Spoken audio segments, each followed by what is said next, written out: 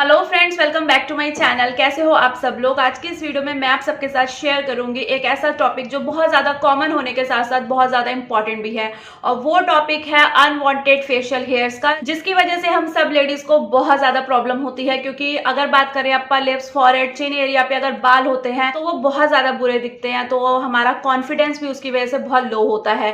तो काफ़ी सारे तरीके आपने सुने होंगे अपने फेशियल हेयर्स को रिमूव करने के लिए। आज की इस वीडियो में मैं आप सबके साथ शेयर करूंगी वो सब तरीके जो आपने कभी ना कभी सुने होंगे अपने फेशियल हेयर्स को रिमूव करने के लिए, और वो कौन सा तरीका होगा जो आपके लिए सबसे ज्यादा सेफ रहेगा, जो आपकी स्किन पे बिल्कुल भी नुकसान नहीं पहुंचाएगा या जिसकी वजह से आपके फेशियल हेयर्स की ग्रोथ बिल्कुल भी नहीं बढ़ेगी। वीडियो में एंड तक बने रहना, और अगर मेरे चैनल पे आप नए हो तो प्लीज मेरे चैनल को सब्सक्राइब कर दीजिएगा।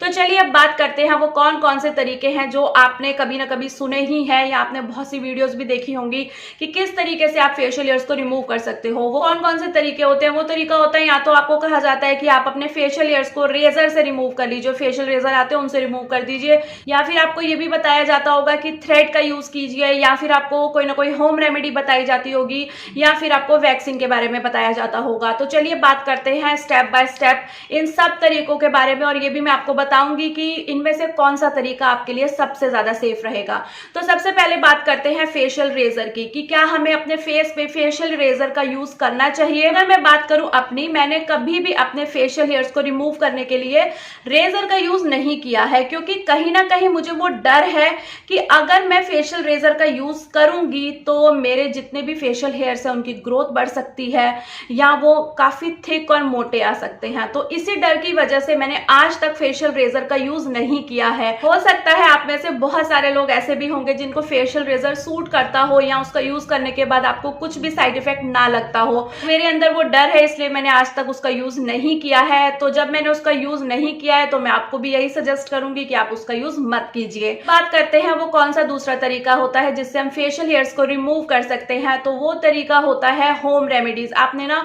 बहुत सारी यूट्यूब पे वीडियोस देखी होंगी कि आपने कभी ना कभी ये सुना भी होगा कि 1 चम्मच आटा या 1 चम्मच बेसन इनको घोलो लगा लो तो अनवांटेड फेशियल हेयर्स आपके रिमूव हो जाते हैं। होम रेमेडी किस तरीके से हमारे अनवांटेड फेशियल हेयर्स पे वर्क करती है वो भी मैं आपको दिखाऊंगी, और साथ ही साथ किस तरीके से इसको बनाने को हमें बोला जाता है वो भी बताऊंगी। मैं फटाफट से दिखाती हूँ कि आपको किस तरीके से होम रेमेडी बनाने को कहा जाता है और उसका कितना असर होता है हमारे फेशियल हेयर्स पे।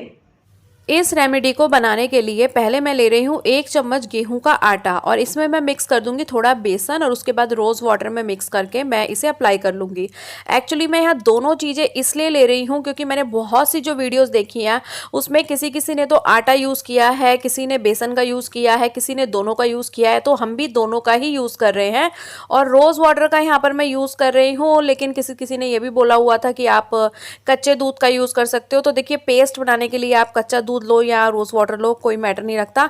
तो ये इस तरीके का ना यहाँ पर एक थोड़ा सा पतला सा हमें बोला जाता है कि घोल बना के लगाना होता है, क्योंकि थोड़ा पतला घोल होगा तो वो अच्छे से बालों में पकड़ बनाता है और सूखता है। ठीक है, तो चलिए अब मैं इसे अप्लाई कर लेती हूँ।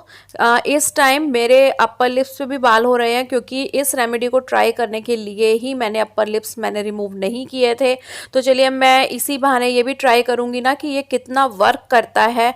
तो आप देख सकते हो कि अपर लिप्स का जो एरिया है वो मेरा थोड़ा ब्लैक ब्लैक दिख रहा है, क्योंकि मैंने अभी रिमूव नहीं किए हैं। और मैं यही देखना चाहती थी कि ये इस तरीके की जितनी भी होम रेमेडीज़ हैं ये कितना वर्क करती हैं। और यहाँ पर चिन एरिया पे भी मैं इसे लगा लूँगी, और साथ ही साथ मैं अपने चिक्स पे भी थोड़ा इसे लगा लूँगी। ऐसा मैं इसलिए कर रही हूँ कि मुझे ये पता लगे कि चलो मान लीजिए अपर लिप्स के बाल जो होते हैं ना हमारे थोड़े से हार्ड होते हैं, ठीक है, लेकिन अब मैं चिन एरिया या चीक्स एरिया जो हमारा होता है यहाँ के बाल हमारे थोड़े सॉफ्ट होते हैं, तो अगर वो तक इससे रिमूव नहीं हुए तो इसका मतलब ये बिल्कुल आपकी टाइम की ना बर्बादी करना और कुछ नहीं है। तो यहाँ पर देखिए, मैंने अच्छे से जहाँ जहाँ के हम फेशियल हेयर्स रिमूव करते हैं मैंने लगा लिया है, और अब इसे सूखने देती हूँ। और ये देख लीजिए बहुत अच्छे से अब ये सूख के एकदम कड़क हो चुका है, बिल्कुल ये टाइट हो चुका है। अब मैं इसे करूँगी रिमूव, और इसे रिमूव करते टाइम जो मेरी जान निकली है वो बस मैं ही जानती हूँ कि कितना पेन हुआ है, क्योंकि इसको जब आप रिमूव करते करते हो ना तो आपके बाल जो हैं वो खिंचते हैं, ठीक है। बाल खिंचते हैं तो देखिए दर्द तो होगा ही, लेकिन फिर भी कोई नहीं, अब हमें ट्राई करना है। आप देख सकते हो रेडनेस कैसे हो जा रही है, मतलब बहुत पेन हुआ यार इसको मेरे को रिमूव करने में। और असर देखो, मैं आपको बता रही हूँ कुछ नहीं, फिलहाल अभी तक तो मुझे कोई असर नहीं दिखाई दिया। मेरे अपर लिप के बाल वैसे के वैसे ही हैं। तो चलिए अब मैं इसको अच्छे से ना रगड़ लेती हूँ। बहुत मुश्किल से ये रिमूव होता है, क्योंकि अगर हम इसे गाढ़ा रखेंगे तो ये तो उपटन की तरह ही निकल जाएगा ना। तो इसीलिए इसको थोड़ा पतला रखते हैं, ताकि जब आप इसे रिमूव करो तो आपके फेशियल हेयर साथ में खींचे। तो चलिए अब अच्छे से मैंने रिमूव कर लिया, और अब मैं चेक कर लेती हूँ कि कितने बाल मेरे जो हैं फेस के निकल चुके हैं। बट मैंने जब चेक किया तो बाल बिल्कुल भी नहीं निकले हैं। तो ये रेमेडी बिल्कुल भी फेशियल हेयर्स को रिमूव करने के लिए काम नहीं करती है। देख लिया ना आपने कि ये होम रेमेडी कितना वर्क करती है। जितनी भी ये होम रेमेडीज की वीडियोस बनी हुई हैं उनमें मिलियंस में व्यूज आते हैं, लोग उन्हें खोलते हैं क्योंकि वो बहुत ज्यादा परेशान होते हैं लोग, कि हो सकता है वो सोचते हैं इस तरह आटे और बेसन से यूज करके हमारे ये बाल सब गायब हो जाएंगे। तो ऐसा कुछ भी नहीं होता है। कहीं 10 में से एक बाल कोई रिमूव हो भी जाए, खिंच भी जाए, तो उससे क्या फर्क पड़ता है। तो मेरे हिसाब से ये जो होम रेमेडीज होती है अनवांटेड हेयर्स पे बिल्कुल भी वर्क नहीं करती है, फेशियल हेयर्स को रिमूव नहीं करती है। ये तरीका है होम रेमेडी, ये भी मैं आपको बिल्कुल भी सजेस्ट नहीं करूंगी। ये आपके टाइम की बर्बादी है और कुछ भी नहीं है। बात करते हो वो कौन सा तीसरा तरीका है जिससे आप अपने फेशियल हेयर्स को रिमूव कर सकते हो। तो वो तीसरा तरीका है थ्रेड का यूज करके, जिससे हम थ्रेडिंग करते हैं उस थ्रेड का यूज करके आप अपने फेशियल हेयर्स को रिमूव कर सकते हो। तो वो कितना ज्यादा सेफ रहता है, जी हाँ वो सेफ रहता है, कोई प्रॉब्लम नहीं होती। थोड़ा सा पेनफुल होता है, अगर वो बर्दाश्त कर सकते हो तो बिल्कुल सेफ रहता है। इनका यूज करने के बाद ना ही हमारे फेशियल हेयर्स की ग्रोथ बढ़ती है, ना ही हमारे बाल मोटे आते हैं, कोई साइड इफेक्ट नहीं होता है। मतलब वो सेफ होता है बट थोड़ा सा पेनफुल होता है। और अगर मैं बात करूं तो मैं भी अपने अपर लिप्स को रिमूव करने के लिए ना मोस्टली थ्रेड का ही यूज करती हूँ, क्योंकि क्या होता है यहाँ पे बाल थोड़े छोटे छोटे आते हैं, कभी कभी वैक्स से नहीं भी निकलते, तो मैं एरिया पे थ्रेड का यूज हमेशा ही करती हूँ। यहाँ के बाल क्योंकि क्या होता है ना, अगर छोटे छोटे भी आते हैं तो ये यहाँ एरिया काला काला दिखने लगता है। यहाँ पे अगर मैं वैक्स करती हूँ तो बाल नहीं निकलते, क्योंकि बहुत छोटे होते हैं ना। तो मैं यहाँ पे थ्रेड का यूज कर लेती हूँ। तो थ्रेडिंग सेफ रहती है बट थोड़ी सी पेनफुल रहती है, तो आप ट्राई कर सकते हो। करते हैं वो चौथा तरीका कौन सा है जो आपके लिए सबसे ज्यादा सेफ रहता है, और साथ ही साथ उसे मैं पर्सनली अपने फेशियल हेयर्स को रिमूव करने के लिए यूज करती हूँ। वो तरीका है वैक्सिंग का।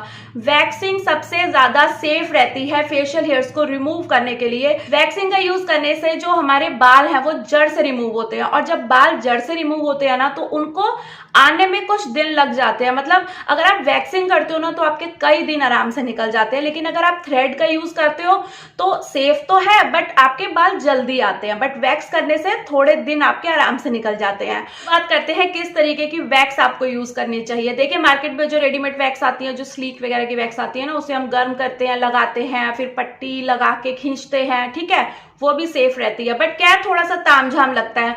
मीन्स अगर आपको बहुत जल्दबाजी में कहीं एकदम से जाना है तो आप उसको गर्म करेंगे, लगाएंगे, रिमूव करेंगे, और फिर वो कभी कभी टपकने भी लग जाती है, आहट सी वो हाथों में देने लग जाती है, स्किन पे देने लग जाती है। तो इसलिए मैं आपको सजेस्ट करूंगी आप इस तरीके की वैक्सिंग स्ट्रिप्स अपने पास रखिए, क्योंकि ये वैक्सिंग स्ट्रिप्स बहुत ज्यादा ईजी रहती हैं यूज करने के लिए, कोई तामझाम नहीं है। विद इन अ मिनट आप अपने फेशियल हेयर्स को रिमूव कर सकते हो। तो जिस भी फेस एरिया के बाल आपको निकालने हैं तो आप इसकी कटिंग कीजिए, उस हिसाब से आप उसको चिपकाइए, फटाफट से रिमूव कर दीजिए। बिना किसी ताम झाम के आप विद इन अ मिनट अपने फेशियल हेयर्स को रिमूव कर लोगे, तो बहुत ज्यादा सेफ और अगर अच्छा तरीका है वो है वैक्सिंग स्ट्रिप्स का, आप यूज कर सकते हो। तो मैंने आपके साथ वो सब तरीके डिस्कस कर लिए हैं जो आपको फेशियल हेयर्स को रिमूव करने के लिए सजेस्ट किए जाते हैं, और कौन सा तरीका आपके लिए सेफ है जो आप ट्राई कर सकते हो, जो मैं खुद अपने ऊपर ट्राई करती हूँ, वो है वैक्सिंग स्ट्रिप्स को यूज करके। तो इस तरीके से अपने फेशियल हेयर्स को रिमूव कर सकते हो। तो वीडियो आपको अच्छा लगा हो ना तो वीडियो को एक लाइक कर दीजिएगा, चैनल पे नए हो तो सब्सक्राइब कर दीजिएगा, बेल आइकन भी प्रेस कर दीजिएगा ताकि मेरे आने वाले वीडियो की नोटिफिकेशन आप तक सबसे पहले पहुंच सके।